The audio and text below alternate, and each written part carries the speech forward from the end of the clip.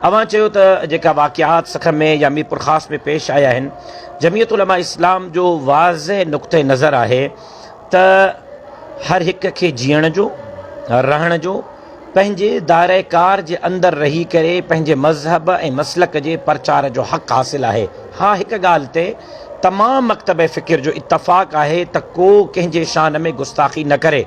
हज़रात सहाबा इकराम अहल बैत जे शान में जेको गुस्ताखी करे थो, चाहे उहो कहिड़े बि सफ़न मां हुजे, उन जे लाइ कानून हरकत में अचे, उनखे कानून सख़्त खां सख़्त सज़ा ॾे ताकी अहिड़े क़िस्म जी ग़लति हरकत कोई न करे सघे।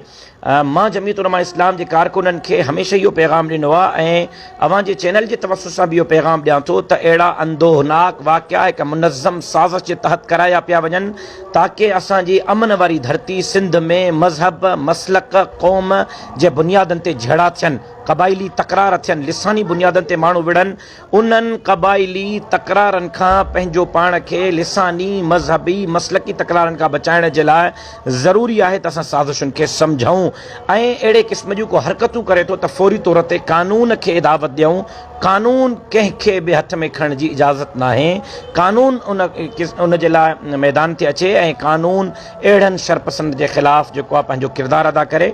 असांखे प्यार ऐं पापोह सां रहणो आहे ऐं सुभाणे 10 मुहर्रम जो ॾींहुं आहे। मां दरख़्वास्त कंदुसि सॼी सिंध में जमीयत उलमा इस्लाम जे कारकुननि खे त सिंध खे पुरअमन बणाइण जे लाइ पंहिंजो किरदारु अदा कनि।